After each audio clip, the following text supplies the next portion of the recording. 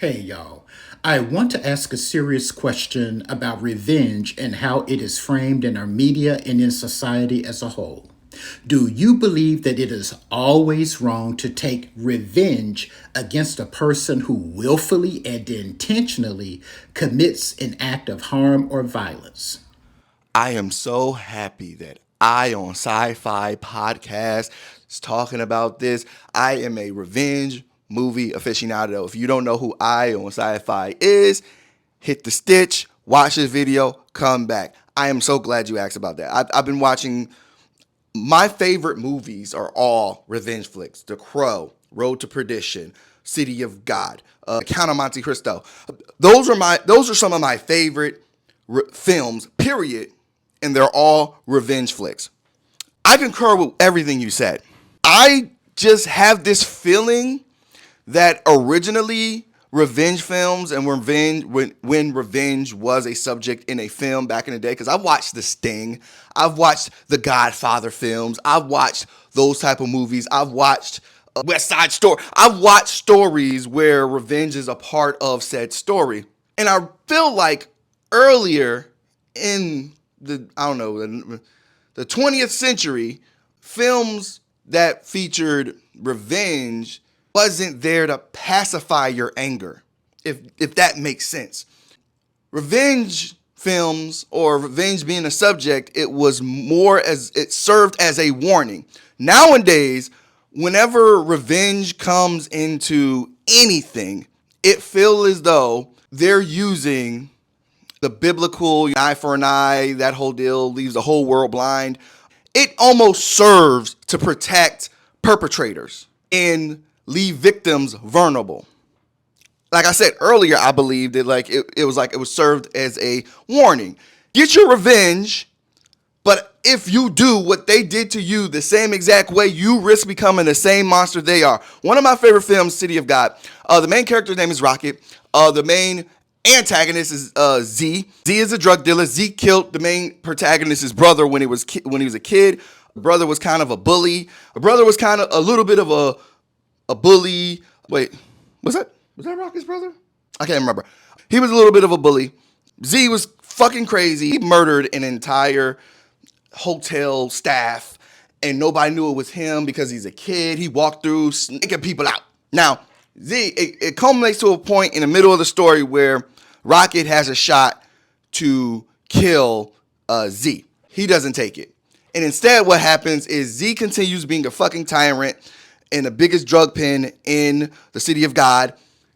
The entire story culminates with Z essentially losing everything in a gang war, all the money, everything, territory, whatever, and it ends up being killed by the brother of a kid that he made shoot another kid. It was something along those lines, right? He ends up being killed by somebody else getting revenge, and ultimately the person who kills him becomes him in the end.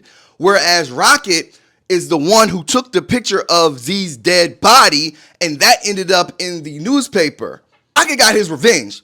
He didn't have to kill anybody to become Z. Another person in that story was Knockout Ned. Knockout Ned was this nice guy. He worked on a bus or whatever. Z fucking broke into his house and had his way with his wife and killed his entire family. Ned joined against the other gang and essentially becomes Z and kills some security guard for no goddamn reason. And the person that kills Ned ultimately and it's crazy because Ned was trying to help the kid, and like he's because the kid joined the gang in order to kill Ned, and the kid gets shot. Ned goes to help him. He turns around. The kid fucking shoots Ned, and they both die.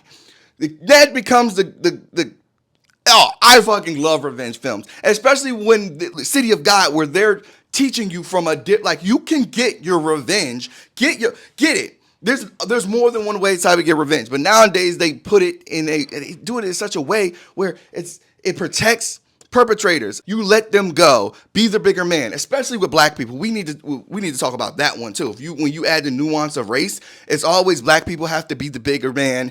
Let it go. If you dwell on it, you'll risk becoming just as worse as that person. No, fuck that shit. Get your revenge. It's just other ways to do it, right?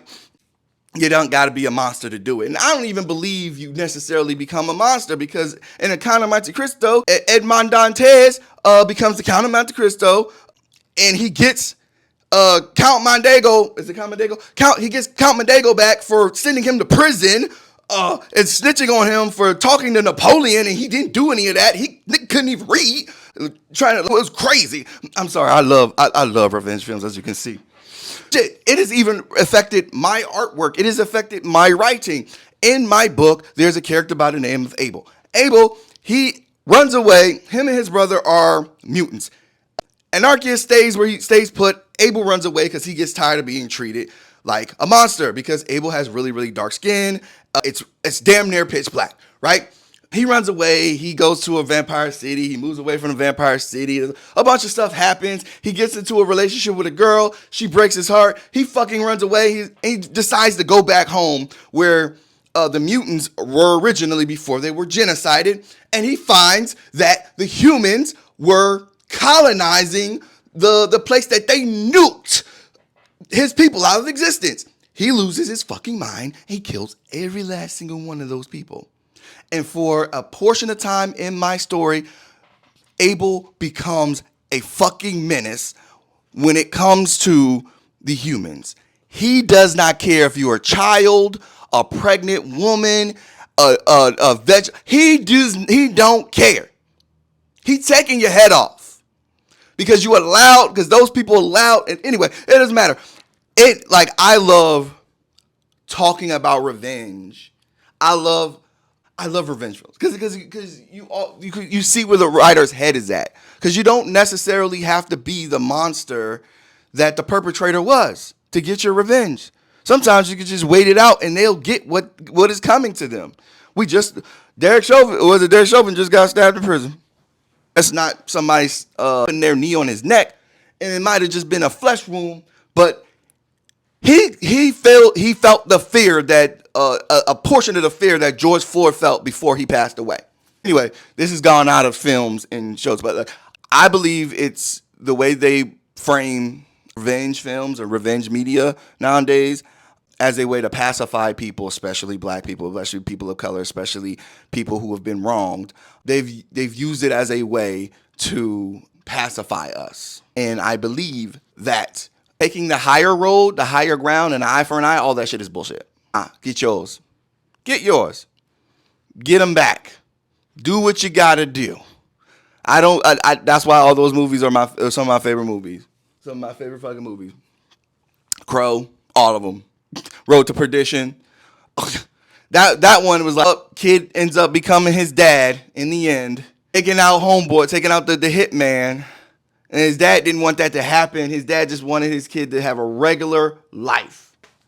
Man, thank you for answering that question. That gave me content for a couple of days on YouTube and on TikTok. Thank you. But I ain't got no fancy way of ending this. Don't forget to like, comment, and subscribe. Tell me what you think about revenge films and media. How do you feel? How do they make you feel? All right, thank you. The bamboo earrings, baby.